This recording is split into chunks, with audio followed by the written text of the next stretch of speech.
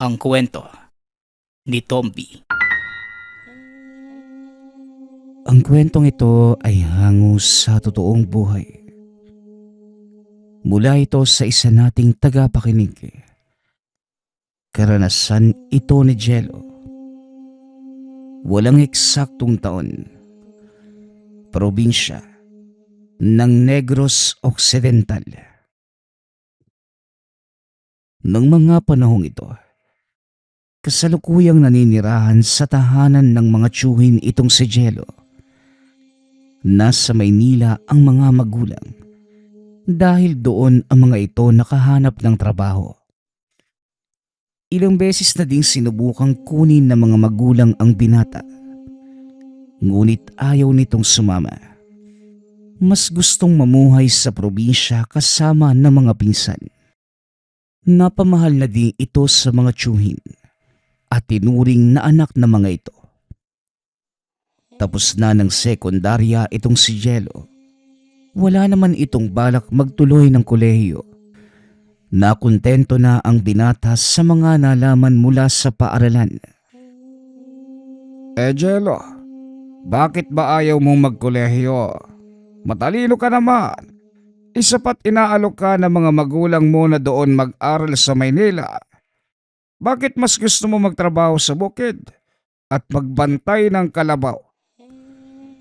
Tanong ng tiyuhi ng binata na si Mang Densyo. Tiyo, di naman po kasi nasusukat yung kakayanan ng tao sa diploma eh. Para po sa akin, papel lang yung lahat ng yan. Ang totoong sukatan ng isang tao, yung diskarte nito sa buhay at karanasan. Kagaya po ninyo, ni hindi nga po kayo nakapagtapos ng sekundarya. Pero tignan nyo naman, kinikilala kayo ng mga kababaryo natin. Tugon ni Jello. Ang tiyuhin nito ang nagsisilbing kapitan ng baryo at kadalasan itong tampulan ng mga taong nangangailangan. Dahil na din sa medyo nakakaangat ito sa buhay. Malawak na lupain ang minana nito sa mga yumaong magulang. At dahil wala namang interes ang mga kapatid, pinili na lamang ni Densyo na pagtuunan ito ng pansin at palaguin. Dahil na din sa kasipagan, sila ang may pinakamalawak na tubuhan sa lugar. Nagmamay-ari din ng ilang truck na pinapabiyahe naman sa tuwing magbubukas ang sentral ng asukal sa lugar. Masasabing nakakaangat sa karamihan ang pamumuhay. Ito ang naging basehan ni Jello sa kaniyang naging prinsipyo. Masyado mo naman akong iniidolo, Jello eh. Oo, tama ka. Hindi nga basehan ng pinag-aralan. Pero alam mo ba sa panahon ngayon, ito ang tinitignan ng mga tao. Kung wala kang pinag-aralan, hindi ka makakahanap ng trabahong matino. Muling wika ng tiyuhin. Ngunit talagang umiral ang prinsipyo ng binata. Yun nga po yung isa sa pinakaayaw ko, tiyo. Mag-aaral ka ng kolehiyo sa loob ng 4 na taon. Tapos magpapaliping ka sa iba. Pasensya na, tiyo ah. Pero hindi po ganun yung pananaw ko sa buhay. Kaya ko naman pong kumita ng sarili kong pera nang hindi nangangamuhan. Tugon ng binata. Napailing na lamang ang tiyuhin sa mga dahilan nito. Ngunit napagtanto nitong may punto si Jello. Nakikita nito ang kakaibang diskarte ng binata. Mahusay ito sa pakikipag-usap sa mga tao.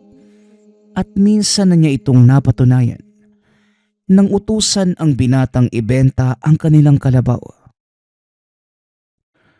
Jello, pwede bang ikaw na ang pumunta sa bayan para ibenta itong kalabaw natin? Nag-aantay na kasi doon yung bibili at may pagpupulong akong dadaluhan sa baryo. Darating kasi yung mayor at kailangan kong humarap. Hindi naman nagdalawang isip ang binata. Kaagad itong nag-ayos ng sarili. Dinala ang kalabaw sa bayan. Pagkarating doon, hinanap ng binata ang taong bibili. Itinali nito ang kalabaw sa isang puno at naglakad-lakad. Ilang sandali lang ay nakita nito ang isang lalaking may hawak na papel. Lumapit ito sa kalabaw. Maigi itong siniyasat habang tumitingin sa hawak na papel. Mawalang galang na po, Manong, pero kayo po ba yung bibili ng kalabaw? Ako po pala si Jello, yung pamangkin ni Densyo. Kagad namang nag-angat ng tingin ng lalaki at nagsalita. Ikaw pala ang pamangkin ni Densyo. Oo, ako nga bibili ng kalabaw niya. Napag-usapan na namin ang halaga. At siguro nasabi na din niya sa'yo kung magkano. Tugon ng lalaking nagngangalang Cesar. Bago umalis, binalaan ng tiyuhin si Jello na mag-iingat sa lalaking bibili ng kalabaw dahil napakatuso nito at magulang pagdating sa pera. Ang totoo, walang nabanggit sa akin si Tio Densyo eh. Magkano po ba yung napag-usapan nyo? Ngunit ang totoo, alam niya kung magkano ang napag-usapan nilang halaga. Ganun ba? 10,000 ang napag-usapan namin ng tiyuhin mo. O bakit? Hindi ba niya sinabi sa'yo? Sinabi naman po kaso mukhang mali po yata yung presyong binigay ninyo. Sige po, uwi na lang po ako ha. Tama ang presyong sinabi ng lalaki. Ngunit napagtanto ni Jello na masyado itong mababa kung pagbabasehan ay ang kalidad ng kalabaw. Siya. Sige, kukunin ko ng 15,000 yan. Amin na, eto ang pera. Napangiti si Jello. Dali-daling inabot ang pera mula kay Cesar. Matapos ay kagad na itong umuwi. Pagkarating sa tahanan, nakita ng binata ang tiyuhin. Nakaupo sa sala at tila hindi maipinta ang muka. O Tio Densyo, bakit parang ang laki ng problema mo? Siya nga pala, naibenta ko na yung kalabaw at heto yung pera oh. Nagulat ang tiyuhin dahil sobra ito sa napag-usapang halaga ng kalabaw. Sobra ito ah. May ginawa ka na naman ano? Wala naman po, Tio. Pero maiba ko. Bakit pala hindi maipintay ang itsura mo kanina? Napailing na lamang ang tiyuhin at muling nagsalita. Hindi mapigilan ang gusto ng alkalde. Pinapaalis niya ang lahat ng mga naninirahan malapit sa ilog dahil sisimulan na ang pagpapatayo ng pabrika doon. Maraming tao ang mawawala ng tahanan at wala man lamang akong magawa. Naturingan pa naman akong kapitan. Napangiti si Jello sa sinabi ng tiyuhin. Tinapik ito sa balikat at muling nagsalita. Hay nako Tio, nakalimutan mo na yata kung ano yung totoong dahilan kung bakit ka naging kapitan dito sa baryo. Alam natin pareho na hindi dahil sa yaman kung bakit ka pinili ng mga tao. Biglang nag-angat ng tingin si Densyo. Hindi nito inaasahan na sasabihin niyo ng pamangkin. Matagal na panahon na din ang nakalipas, Jello. Hindi ko na alam kung makakaya ko pang gamitin ang mga natutunan ko kay Lolo Roman. Tio, hindi naman po nawawala yung kaalaman nyo. Kailangan mo lang alalahanin kung sino ka bago ka pa naging kapitan. Maliban sa pagiging kapitan, kilala si Mang Densyo bilang isang mahusay na manggagamot. Dati din itong nangangalap ng mga anting-anting at mutya na siyang ginagamit sa panggagamot at pakikipaglaban. Minsan din naging bahagi ng hukbong militar ng bansa at sa pamumuno niya, nagawa nilang talunin ang hukbo ng mga rebelde sa kanilang lugar. Pinag-isipan itong mabuti ni Mang Densyo habang nakaupo sa kanyang higaan. Pinagmamasdan nito ang ilang kagamitang itinabi. Noong nagpa siya ng magretiro sa panggagamot, muling nanariwas sa isipan nito ang mga panahong ipinagtatanggol niya ang baryo laban sa mga mapang-aping tao at maging sa mga elementong nais sumira ng kanilang kapayapaan. Naisip nito na kawalang hustisya ang gustong mangyari ng alkalde ng lugar dahil inaapakan nito ang karapatan ng mga taong naninirahan sa kanilang baryo. Kinabukasan, maagang nagising si Jello. Laking gulat nito dahil nakita niyang nagpapapawis ang tiyuhin sa bakuran. Suot-suot nito ang medalyon at ang mga mutya. Kinahapunan ay nakita naman ng binatang nakaluhod sa harapan ng altar si Mang Densyo habang nag-uusal ng mga pondo at nagpapakain ng dasal sa kanyang mga gamit. Sa susunod na linggo, darating na ang mga tauhan ni Mayor. Sisimulan na nila ang pag-iba sa mga bahay doon sa Pangpang. Kailangan ko silang pigilan. Nung mga sandaling yon, naroon din si Jello at ang pinsan nitong tawagin na lang natin sa pangalang Udong. Tutulong po kami, tiyo. Hindi mo kayang harapin yung napakadaming tauhan ni Mayor. At panigurado, may dala silang mga baril. Hindi, Jello. Mapapahamak lang kayo. Magtiwala ka sa akin. At kung talagang gusto mong makatulong, dumito ka lamang sa bahay ha. Bantayan mo muna ang mga alaga nating hayop. Natuwa si Jello. Muli niyang nakita ang tiyuhin na nagiging aktibo sa lihim na karunungan. Ilang araw ding naging abala ang tiyuhin para sanayin ang sarili.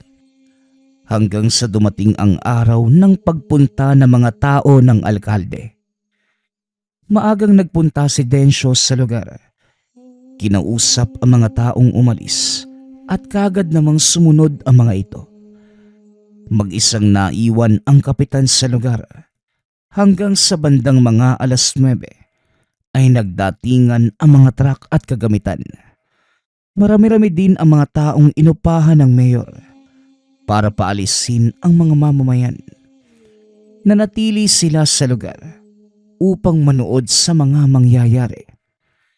Ibinigay ng alkalde ang hudyat para simula ng pagwasak. Ngunit kagad itong pinigilan ni Densyo. Anong ginagawa mo, Kapitan? Hindi ba't naipaliwanag ko na sa inyo ang mangyayari? Bakit mo ba pinipigilan ng mga tao ko? Napagtanto ko lang, Mayor, na wala kayong karapatang sirain ang mga tahanang nandito dahil pag-aari nila ang lupaing ito. Nakapangalan sa kanila ang titulo ng mga lupa rito at hindi nyo yun pwedeng baliwalain. Ngayon pa talaga lumabas ang tapang mo, Kapitan Densyo. Hindi mo ba nakikita ang mga taong ito? Binayaran ko lahat sila para dispatsahin ng sino mang pipigil sa aking plano. Kaya kung ako sa'yo, tatabi na lamang ako at manonood. Isa pa, ikaw din naman ang makikinabang nito balang araw. Ngunit nanlaki ang mga mata nito sa sinagot ni Densyo. Pasensya na, Mayor, pero hindi ako natatakot sa mga tauhan mo. Kaya siguruhin mo lang na sapat ang binayad mo sa mga taong yan para magbuwis sila ng buhay rito. Dahil hindi ako mangingiming pugutan ng ulo ang sinumang lalagpas sa guhit na ito. Wika ni Densyo, sabay hatak sa lubid na ginawa niyang barikada. Abat talagang napakatapang mo. Palibhasa hindi mo ko kilala. Kaya ganyang ka umasta. Binunot ni Mang Densyo ang itak. Naglakad palapit sa lubid. Itinutok ito sa mga tauhan. Sabay sabing, Sino sa inyo ang gustong mauna? Wala ni isa sa mga tauhan ni Mayor ang nangahas na humakbang dahil kilala ng mga ito si Densyo. Ano ba? Wala bang susunod sa utos ko? Binayaran ko na kayo. Mga walang kwenta! Tumawa ng malakas si Densyo at muling nagsalita. Alam mo ba kung bakit hindi sila sumusunod sa'yo? Dahil kilala nila ako. Palibasa, dayo ka lamang sa lugar na ito Kaya hindi mo ko lubusang kilala. Ngayon bibilang ako ng 10. At sa oras na matapos akong magbilang at nandito pa rin kayo, pasensyahan na lamang tayo. Biglang nagsipulasan ang mga tao. Iniwan ang mga truck at kagamitan sa lugar. Nagtakbuhan naman ang mga taong bayan para sana sirain ang mga ito. Ngunit pinigilan sila ni Densyo. Sandali lang mga kasama. Hindi pa ito tapos. Magsipasok kayo sa inyong mga tahanan. Kunin ang mahalagang mga gamit at pumunta kayo sa aking bahay. Ligtas kayo roon. Siguradong magpapadala ng mga armadong tao si Mayor. Dali-dali namang nagsipagkilos ang mga tao. Pumunta sa tahanan nito. Laking gulat ni Jello nang makita ang mga taong papasok sa kanilang bakuran. Nagtanong ang binata kung ano ang nangyayari at kagad namang kwento ng mga ito ang sitwasyon sa pangpang. Dali-daling pinuntahan ng binata ang tiyuhin. Nakita itong nakaupo sa kapirasong putol na punong kahoy. Mag-isa lamang ito sa lugar. Ilang sandali pa ay natanaw nito ang napakadaming sasakyang paparating. Dali-daling tumakbo ang binata papunta sa kabisera ng baryo upang balaan ang isa sa mga kaibigan ng tiyuhin. Manong Elmar, mabuti at naabutan ko kayo rito sa mabuyan ninyo. Si Tio Densyo po, naroon sa pangpang para salubungin yung mga tauhan ni Mayor. Si Mang Elmar, isa naman sa mga kagawad ng baryo, malapit na kaibigan ni Densyo. Kagaya din niya ito na isang antingero. At talagang itinuloy ni Mayor ang sinasabi niya. Sandali lang. Kukuha lamang ako ng armas. Mabilis itong pumasok sa tahanan. Kinuha ang kanyang ginunting. Matapos ay dali-dali itong tumakbo papunta sa pangpang upang samahan ang matalik na kaibigan. Pagkarating doon, nakita nila Jellong nakatayo na si Mang Densyo sa harapan ng mga taong may dalang baril. Densyo, anong problema rito? Bakit hindi mo man lang ako sinabihan sa plano mo? Hindi na kita inabala pa. Alam ko na nanahimik ka na Pero teka, sino naman ang nagsabi sa'yo? Di ang pamangkin mong si Jello. Ayon, bumalik na sa bahay ninyo. Marami raw tao doon ngayon Nagsanay sa ilalim ng iisang maestro ang mga ito at masasabing halos magkapantay lamang ang kakayanan pagdating sa lihim na karunungan. Hindi ko pwedeng hayaan na apak-apakan na lamang ng mayor na ito ang karapatan ng mga tao rito. Hindi niya pag-aari ang lupain sa lugar na ito. Alam mo yon, Elmar. Kaya hindi ako pwedeng tumunganga na lang. Alam ko, Kapitan. Kilala kita. Kaya nga ako nandito kahit ako naman, ayoko ding maaapi ang mga kababaryo natin. Kaya kung ano man ang binabalak mo, kaisa mo ko. Ilang sandali pa, nagbabaan na sa sasakyan ang tauhan ni Mayor. Naglakad naman papunta sa barikada ang magkaibigan. Huwag niyo kaming takutin ang mga baril na yan. Kung susugod kayo, simulan nyo na. Sigaw ni Mang Densyo sa mga tauhan ng alkalde. Ngunit wala ni isa sa mga ito ang gumagalaw. Anak ng, wala ba kayong mga bayag? Akin na ang mga yan. Wika ng alkalde. Sabay agaw ng baril mula sa isa sa mga tauhan. Pinaputukan nito si Mang Densyo. Tumawa ng malakas ang mayor dahil natumba si Densyo at hindi na kumikilos. Mayor, ano po bang nakakatawa? Bakit parang nanalo kayo sa sugal? Biglang natigilan sa pagtawa ang mayor nang makitang kumilos ang paa ni Densyo. Unti-unti itong bumangon. Aray ko! Hindi na yata sanay yung katawan ko sa tama ng bala. Masakit na eh. Wika ni Densyo habang kinukuha ang dumikit na bala sa katawan.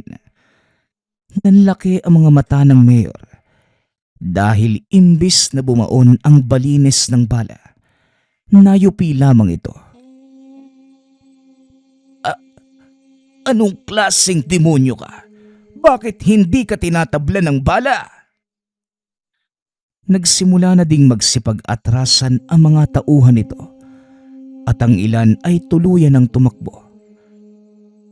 Sa palagay ko, Mayor, kailangan mo munang manaliksik tungkol sa amin. Halatang wala kang kaalam-alam sa naging kasaysayan ng baryong ito. Ngunit imbis na makinig, muling nagpaputok ang alkalde. Sa pagkakataong yun, si Elmar ang sumalo ng mga bala at lalo pang ikinagulat ng mga kalaban nang makitang naghihilom lamang ang sugat ng lalaki. Alam nyo, nagsasayang lang kayo ng oras, Mayor. Kaya pakiusap, dalhin na ninyo mga taong yan palayo sa baryo ko. At wag na kayong babalik. Hindi na makakilos ang mayor. Tila inatake pa ito sa puso. Inalalayan ito ng isa sa mga tauhan at dinala sa sasakyan. Bagaman tuluyang napaatras ang mga kalaban, alam ni Mang Densyo na babalik pa ang mga ito. Mukhang natakot mo ng husto si Mayor ha. Hindi pa din pala kumukupas ang lihis bala mo. Mali ka, kaibigan. Medyo nanghihina na ako. Mabuti na lang at umalis na si na Mayor. Dahil isang tama na lang ng bala, siguradong tatabla na ako. Hindi na ako kagaya ng dati, Elmar. Medyo tumatanda na din kasi ako. Bakit hindi mo na lang ipamana sa mga anak mo ang kakayanan mo? Kailangan ng isang taong magpapatuloy ng sinimulan mo rito, Densyo. Napagtanto ni Densyo na tama ang sinabi ng kaibigan. Ngunit wala ni isa sa mga anak nito ang nagkaroon ng interes na mag-aral ng lihim na karunungan. Nang mga sandaling yun, lingid sa kalaman ng dalawang matanda na nakikinig sa kanila si Jello. Tiyo Densyo, pasensya na po kayo pero hindi ko sinasadyang madinig yung usapan nyo ni Mang Elmar. Ang totoo, matagal ko na pong gustong matuto. Pero natatakot po ako magsabi sa inyo dahil baka hindi kayo pumayag. Nagkatinginan ang dalawa. Sa pagkakataong yun, pakiramdam ni Mang Densyo, biglang dininig ng Diyos ang kanyang mga panalangin. Sigurado ka ba, Jello? Hindi biro ang pagdadaanan mong pagsubok at tatapatin na kita. Maaari mo itong ikamatay kung sakali. Alam ko po yun, tiyo. Nasaksihan ko po yung pagsasanay ninyo. At baka nakalimutan mong dito ako lumaki. Kasama mo. Napangiti naman si Mang Densyo Hindi ito makapaniwalang nasa tabi lang pala ang matagal nang hinahanap. O sige, basta wag kang magrereklamo ha. Tara na Elmar, kailangan na nating magpahinga. Maaga pang gigising itong estudyante ko. Anong estudyante mo? Hindi naman ako papayag na ikaw lang ang magbahagi ng kaalaman dyan kay Jello. Naku, mukhang magtatalo pa yata tong dalawang to. Mas maganda nga pong matuto ko sa dalawang guro. Kaya ayos lang po sa akin na turuan po ninyo ko, Mang Elmar. Kinabukasan, nagsimula ang pagsasanay ni Jello. Hindi naman ito naging mahirap para sa kanya dahil batak ang katawan ng binata sa pisikal na mga gawain. Ngunit ang kinatatakutan nito ay ang simula ng pag-aaral ng mga dasal. Dito kadalasang sinusukat ang tibay ng pag-iisip, maging ng espiritu. Eto Jello, pagkatapos mong tumakbo tuwing umaga, aralin mo naman ang mga dasal na ito sa hapon hanggang sumapit ang 6:00. Wika ni Mang Densyo habang inaabot kay Jello ang isang libreta. Napansin ng binata ang isang medalyon na nakaipit sa gitna nito. Nanlaki ang mga mata ng binata dahil kaakibat noon ang medalyon ng infinito na pinaka-iniingatan ng tiyuhin. Teka tiyo, nakalimutan mo yatang kunin tong medalyon mo. Hindi Jello, sinadya kong ilagay ang medalyon ng infinito sa libreta. Panahon na para ipamana ko sa iyo ang isang yan. Tandaan mo, hindi biro ang taglay na kapangyarihan ng infinito. Susubukin ito ang iyong kaluluwa at pisikal na katawan. Sa oras na simulan mo ang debosyon sa medalyon. Isinuot ng binata ang medalyon at ng mismong oras na yun, naramdaman ni Jello ang kakaibang bigat ng enerhiya mula sa gamit. Bahagya pang napaluhod ang binata, ngunit kagad din naman itong nakabawi sa pagkakatayo. Oh, anong problema? Bakit parang nanghihina ang tuhod mo? Wala naman po tiyo. Naninibago lang po siguro ako. Wala itong kaalam-alam. Nakargado na ang medalyong binigay sa kanya ng tiyuhin at inaasahan ni Mang Densyo na maaaring hindi ito kayanin ni Jello. Ngunit laking gulat ng matanda nang makita ang binatang tumatakbo paakyat at pababa ng burol. Dali-dali nitong pinuntahan sa Elmar upang ibalita ang mga nangyayari. Anong sabi mo, Densyo? Sigurado ka ba? Wala pang debosyon si Jello. Bakit mo pinasuot sa kanya ang medalyon ng infinito? Hindi ko naman akalain na isusuot niya kagad yung medalyon. Pero mukhang maganda ang naging resulta ng ginawa ko dahil unti-unti nang nasasanay ang katawan ni Jello. Ngunit hindi naniwala si Mang Elmar, kaya nagpa siya itong puntahan ng binata. Nanlaki ang mga mata nito nang makitang nakaupo si Jello sa ilalim ng puno habang nagbabasa ng mga dasal mula sa libreta. Napatingin ito kay Densyo na nooy nagkakamot ng ulo.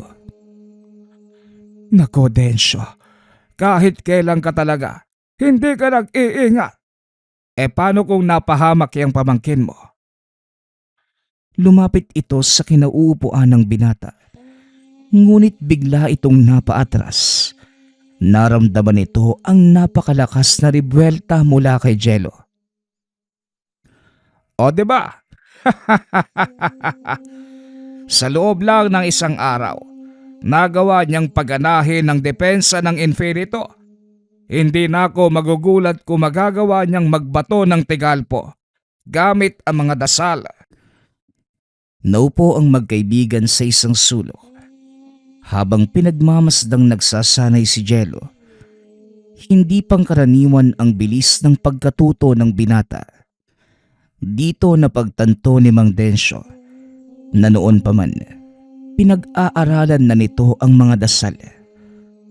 Hanggang sa lumipas ang ilang buwan, nagawang maperpekto ni Jello ang pamamaraan ng tiyuhin. Maging ang taglay na lihis bala ng medalyon ay nagawa na din itong buksan. Tila sinadya ng pagkakataong ihanda ang binata dahil kung kailan niya nakumpleto ang pagsasanay, saka naman bumalik ang mga tauhan ng alkalde upang ipagpatuloy ang sinimulan. Isang hapon, habang nagpapakain ng mga alagang manok, nadinig ni Jello ang ilang kataong nakikipag-usap kay Mang Densyo. Ayon sa mga ito, 2 sa mga tauhan ng alkalde ang nagpunta sa lugar upang balaan sila. At talagang walang kadala-dalayang si Mayor no? Sige na, ako na ang bahala. Sandali lang po, tiyo. Sasama po ko. Napalingon si Mang Densyo sa pamangkin at napagtanto nito. Panahon na para subukan ang kakayanan ng binata. O sige, walang problema. Basta wag ka lang haharang sa daan ko. Sige ba? Masaya to. Tuwang-tuwa ang binatang pumasok ng tahanan upang kumuha ng itak. Pagkarating sa lugar, nakita nito si Mang Elmar na nakikipag-usap sa mga tao.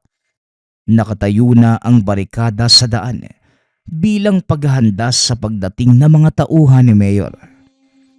Nakipag-usap din si Mang Densyo sa mga ito at muling pinakiusapan ang mga taong bayan na hanggat maaari, ilayo ang mga kabataan at kababaihan sa lugar. Kaagad namang sumunod ang mga ito, ngunit huli na. Dahil sa kalagitnaan ng paglikas ng mga tao, bigla na lamang may kung anong sumabog. Nanlaki ang mga mata ni Mang Densyo nang makita ang ilang sugatan. Ilang sandali pa ay natanaw nito ang grupo ng mga kalalakihang nagtatawanan. Ang ilan ay may hawak pang dinamita. Itigil nyo yan. Marami ang mamamatay sa ginagawa nyo. Pasensya na, kaibigan. Napag-utusan lang kami ni Berhel. Kaya kung ayaw niyong mamatay, magsipag-alisa na lang kayo rito. Tugon ng isa sa mga kalalakihan. Kaagad namang nakilala ni Elmar ang boses nito. Pag-iingat ka, Densyo. Kilala ko ang taong yan. Siya si Tomas. Walang kaluluwa ang isang yan. Ngunit hindi nagpatinag si Mang Densyo. Tomas ang pangalan mo, hindi ba? Pasensya na, pero hindi kami ang dapat umalis sa lugar na ito, kundi kayo. Muling naghagis ng dinamita ang grupo. Ngunit sa pagkakataong yun, nagawa itong saluhin ni Jello at ihagis sa ilog. Mukhang delikado nga ang mga taong to. Kailangan na natin silang mapigilan bago pa madagdagan ng mga mapapahamak. Walang pagdadalawang isip itong tumakbo papunta sa kinaroroonan ng mga kalaban. Sandali lang, Jello. Anak ng... Hindi na nagawang pigilan ni Mang Elmar ang binata. Kaya sumunod na lamang silang dalawa ni Mang Densyo. Hindi na nila nagawang magpatuloy dahil pinigilan sila ni Jello. Diyan na lang po kayo, tiyo. Kakaiba ang isang to. Nararamdaman ni Jello ang kakaibang aura mula kay Tomas. Oo, Jello. Kagaya natin meron din siyang kakayanan. Kaya kailangan mong mag-ingat. Ano sabi mo? Hindi mo tutulungan si Jello, Densyo? Hindi, Elmar. Hayaan mo siyang subukan ng bago niyang kakayanan. Sigurado ka ba sa gusto mong mangyari? Masyado yatang malaki ang tiwala mo sa pamangkin mo. Oo, dahil nakita ko ang kaya niyang gawin. Hindi pangkaraniwang binata si Jello. Isa siyang bertudes, kagaya ng tatay ko, na may likas na kakayanang magpagana ng mga medalyon. Nagawa niyang magbato ng Tigalpo at rebelta kahit hindi pa siya nagsisimula ng debosyon. Kakaiba nga si Tatay Romar, pero sigurado ka bang kagaya niya si Jello? Malalaman natin sa loob ng ilang minuto. Pag-uusap ng dalawa. Samantalang si Jello naman, patuloy na nakatayo sa harapan ni Tomas na tila hinahamon ito. O ano, tatayo ka na lang ba dyan? Hindi ba may gagawin ka? Nakatulala lamang si Tomas. Hindi ito makapaniwala sa kung anong nakikita sa binata. Teka lang, ang buong akala ko si Densyo at Elmar lang ang magiging problema ko. Sabihin niyo kay Berhel, mula sa napag-usapan namin ng isa pang antingero. Matapos ay kagad itong tumalikod. Ngunit bago tuluyang makaalis, nag-iwan ito ng babala kay Jello. Hindi ko lang napaghandaan ang pagharap natin at ayoko na sanang maulit. Kaya sana sa susunod kong balik dito, hindi na mag-cruise ang landas natin. Ngunit hindi rin basta-basta nagpatinag ang binata. Pasensya na, pero kung tinatakot mo ako, pakigalingan. Dahil hindi ako natitinag sa mga banta mo. Bumalik ka kung kailan mo gusto. At sisiguraduhin ko sa'yo, hindi lang magkukrus ang landas natin, kundi isa sa atin ang babagsak. Matapos ay tuluyan ng umalis si Tomas. Laking pagtataka ng dalawang matanda sa naging reaksyon nito. Hindi nila akalain na tatalikod sa laban si Tomas. Sa ngayon, ligtas na ang mga tao, pero hindi ko alam kung kailan sila babalik. Hindi mo na dapat alalahanin yan sa ngayon, Densyo. Ang ipinagtataka ko, bakit umatras si Tomas? Hindi niya ugaling tumalikod sa laban. Maliban na lang kung talagang malakas ang makakatunggali niya. Natigil lamang ang pag-uusap ng dalawa dahil papalapit na si Jello. Tiyo, kilala niyo po ba yung taong yun? Oo, Tomas ang pangalan niya. Mag-iingat ka sa kanya, Jello. Dahil hindi pangkaraniwan ang kaalaman ng taong yon. Pinaghalong aral mula sa kanan at kaliwa. Hindi ko nga alam kung paano niyang nababalanse ang dalawang kakayanan. Pero isa lang ang alam ko. Kailangan mo na matinding karunungan para magawa ito.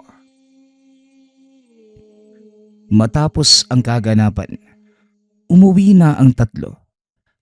Pagkarating sa tahanan nila Mang Densyo, muli nilang pinag-usapan ang nangyari. Sa pagkakataong yun, pinaliwanag ng dalawang matanda ang tungkol kay Tomas. Ayon sa mga ito, dati nilang kasamahan si Tomas. Isa ito sa pinakatalentadong kasapi ng pangkat. Kagaya nila Elmar at Densyo, nagsilbi din ito sa militar. Ngunit hindi rin nagtagal ay kumalas ito sa hindi malamang dahilan. Simula ng araw na yon, hindi na nila muling nakita si Tomas. Gayon lang namin muli nakita ang taong yon. At hindi ko akalain na nagtatrabaho pala siya kay Mayor. Sa totoo lang, Jello, magiging malaking problema natin si Tomas. Hindi ko alam ang dahilan kung bakit siya nakipagkasundo sa alkalde. Kilala ko si Tomas. Hindi siya basta nagpapabuyo sa pera. Kaya napapaisip ako kung ano talaga ang kanyang rason. Hindi rin namang kilala ni Jello ang tao, kaya wala din itong maisagot. Ngunit isa lamang ang malinaw sa kanya. Sa oras na magtagpo ang landas nila ni Tomas, paniguradong isa sa kanila ang babagsak. Hindi ko din po alam, Tiyo pero tignan na lang natin sa susunod na magkita kami. Napangiti si Mang Elmar. Talagang determinado ang binatang makaharap sa isang labanan si Tomas. Medyo malalim na ang gabi na mga sandaling yun, kaya nagpa siya ng magpahinga ang binata. Ngunit habang nasa higaan, hindi nito maiwasang isipin ang sinabi ng tiyuhin. Ayos yun. Kombinasyon ng kaliwa at kanan. Mahirap yun pero hindi imposible. Wika ng binata ka sa sarili. Kinabukasan, maaga itong nagising. Hinanap niya si Mang Densyo at saktong nasa likod ito ng tahanan, nagpapakain ng mga baboy. Tiyo, may kilala ka bang may kaalaman sa kaliwa? Nanlaki ang mga mata nito dahil sa mga nadinig. Kaalaman sa kaliwa. Anong binabalak mo, Jello? Huwag mong sabihing plano mo ding pag-aralan ang karunungan sa kaliwa. Napangiti si Jello. Alam ng tiyuhin ang nilalaman ng isipan nito, kaya kagad niya itong inawat. Ngunit alam niyang hindi rin magpapapigil ang binata sa gusto nitong gawin. Hindi ba sinabi niyong kombinasyon ng kaliwa at kanan yung aral ni Tomas? Hindi naman naging imposible sa kanya yun. At kung ito lang yung paraan para matumbasan ko yung kakayanan niya, bakit hindi ko subukan? Jello, hindi mo alam ang sinasabi mo. Posibleng makuha ng kaliwa ang kaluluwa mo sa oras na magkamali ka at mawala sa balanse. Delikado. Alam ko po yun, Tiyo. Kaya hindi rin po ako susugal sa isang laro kung hindi ko alam na mananalo ako. Biglang natigilan si Mang Densyo sa sinabi ng pamangkin. Pamilyar sa kanya ang ganitong mga salita. Alam mo, Jello, para kang lolo Roman mo kung magsalita. Minsan naiisip ko, baka sumanib na sayo ang kaluluwa ng matandang yon. Pero kung determinado ka talaga, wala naman akong magagawa para pigilan ka. Puntahan mo si Mang Senyo. Nasa gawing dulo ng baryo ang tahanan niya. Nag-iisa lamang yon sa gitna ng palayan, kaya hindi ka mahihirapang hanapin. Tiyo, sino naman po si Mang Senyo? Basta puntahan mo na lang. Sa kanya mo na itanong kung sino siya. Mas mabuti siguro kung sasamahan niyo ako. Ngunit mariing tumanggi si Mang Densyo dahil may mahalaga itong gagawin sa baryo. Kaya naman pinili ng binatang puntahan si Mang Elmar. Ano ka mo? Pupunta ka kay Senyo. Sino ang nagsabi sa'yo? Noong una, ayaw pa nitong pumayag. Ngunit kalaunan ay nagawa din itong kumbinsihin ni Jello. O sige na, sasamahan na nga kita. Kahit kailan talaga tong si Densyo pahamak Sandali lang at mag-aayos lamang ako ng gamit. Ilang minuto pa, umalis na ang dalawa. Medyo may kalayuan din ang tahanan nito at kailangan mo pang dumaan sa pilapil bago marating ang pinakabakura ng matanda na punong-puno naman ng malalaking aso. Pagkarating nila sa bukana, kagad silang sinalubong ng 3 aso. Panay ang kahol na mga ito, kaya napalabas ng tahanan ang isang matanda. Tinatantsyang nasa edad 50. Mahaba at maputi na ang balbas. Kung titignan ay mukha itong monghe, dahil wala na itong buhok at wala ding damit pang itaas. Ano ang kailangan ninyo sa akin? Magandang umaga po, Tandang Senyo.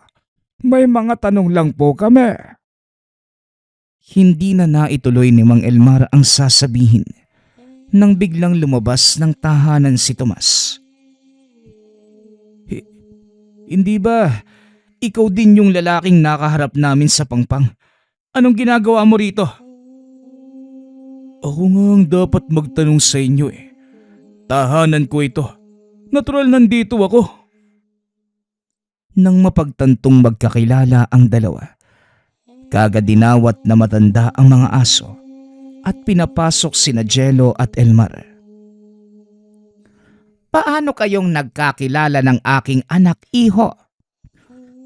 Mahabang kwento po, pero may usapan kaming dalawa. Ano, Tomas? Gusto mo bang ituloy na natin yung naudlot nating laban? Nanlaki ang mga mata ni Mang Senyo at Mang Elmar sa naging tanong ni Jello. Hindi nito akalaing hahamunin ng binata si Tomas. Yan ba ang dahilan ng pagpunta mo rito, binata? Ang totoo po, naparito ako para magtanong kung may nalalaman kayo sa mga aral sa kaliwa. Gusto ko lang pong matuto, pero mukhang kailangan kong ipagpaliban dahil may mas mahalaga akong kailangang asikasuhin. Tomas, hinahamon ka ng batang ito. Ano, tutunganga ka na lang ba?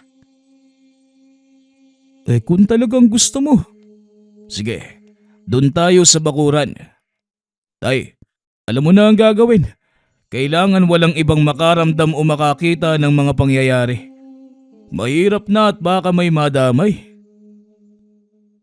Matapos magsalita, kagad lumabas ng tahanan si Tomas. Sumunod naman si Jello na pilit inaawat ni Mang Elmar. Hindi mo alam ang susuungin mo, Jello. Mapapahamak ka lang. Ngunit kagad ding natigilan nang bigla siyang lingunin ng binata. Tila biglang nag-iba ang aura ni Jello. Pamilyar ito sa kanya. Ngunit hindi matukoy kung kanino at saan niya ito naramdaman. Magkaharap na ang dalawa sa bakuran. Nanatiling nakatayo sina Mang Senyo at Mang Elmar sa isang sulok. Hindi ko kilala ang binatang ito. Pero may kung ano sa kanyang nagpapaalala sa akin sa isang tao. Ganon din po ko, Mang Senyo. Pamilyar sa akin ang aura niya. Pero hindi ko maalala kung kanino ko ito huling naramdaman. Nabaling ang atensyon ng mga ito nang biglang nakaramdam ng malakas na bugso ng enerhiya mula sa dalawang magkaharap. Nagsisimula na silang magkarga ng kanya-kanyang mga dasal. Hanggang sa tila naglahos sa paningin ng dalawang matanda ang mga ito. Hindi nila makita ang magkatunggali. Ngunit ramdam nila ang bawat pulso ng enerhiyang lumalabas sa tuwing magsasalpukan ang dalawa. Aba, hindi ko akalaing mararamdaman ko uli ang ganitong saya sa pakikipaglaban. Mabuti naman at muli kang nagbalik. Pasensya ka na kung pinag-antay kita ng matagal. Alibugha kong mag-aaral. Narinig ni Mang Senyo ang usapan ng dalawa. Dito unti-unting napagtanto na ang kaharap ng anak ay walang iba, kundi ang reinkarnasyon na matandang antingerong si Mang Roman. Hindi ito maaari. Nagbalik si Roman sa katauhan ng binatang yan. Ano sabi ninyo? Nagbibiro ba kayo, Mang Senyo? Imposibleng mangyari ang sinasabi ninyo. Ngunit nahinto ito sa pagsasalita nang madinig ang boses ni Mang Densyo. Tama ang sinabi ni Mang Senyo, Elmar. Matagal na din akong kinukutuban. Kaya ko hinayaan si Jello na tuklasin ang lahat patungkol sa lihim na karunungan para mapatunayan ko ang hinala ko. Muli nilang ibinaling ang atensyon sa binata na pagtantong totoo ang kanilang mga hinala. Kapwa nakangiti ang dalawang magkatunggali na tila nasisiyahan sa kanilang ginagawa. Masaya akong makalaban ka muli, maestro. Hindi ko alam kung saan ako pupunta ng mga panahong iniwan mo kami. Wika nito habang patuloy na umaatake. Ganun talaga ang buhay. Kailangang may mawala at sa bawat pagkawala ay may kailangang pumalit. Patuloy ang pagpapalitan nila ng atake. Parehong biyasas espiritual at pisikal ang mga ito. Isang patunay na si Jello nga ang reinkarnasyon na matandang antingherong si Roman. Ilang sandali pa, nahinto na ang laban. Kapwa nakatayo na lamang si Jello at Tomas. Humahangos ang mga ito at halatang napagod. Masaya ako at hindi nagbago ang iyong kakayanan, Tomas. Ngunit hindi ko maintindihan kung bakit ka nagpapagamit sa alkalde. Ipinaliwanag naman ni Tomas ang totoong dahilan. Ayon dito, nabalitaan niyang sina Densyo ang nakaharap na mga tauhan ni Mayor. Kaya pinili nitong makisali upang muling makaharap ang dating mga kasamahan. Ngunit hindi nito inaasahang makakatagpo sa lugar ang binatang si Jello na kalaunan ay napagtanto nilang reinkarnasyon ng kanilang yumaong guro. Wala kayong dapat ipag-alala.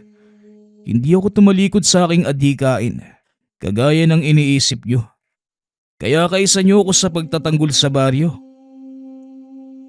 Hindi makapaniwala ang lahat sa mga nangyari. Bagaman may mga patunay, hindi pa din lubos maisip ni Mang Densyo na muling magbabalik ang kanyang ama sa katauhan ng pamangkin. Sa paglipas ng mga araw, hinarap ng mga ito ang grupo ni Mayor.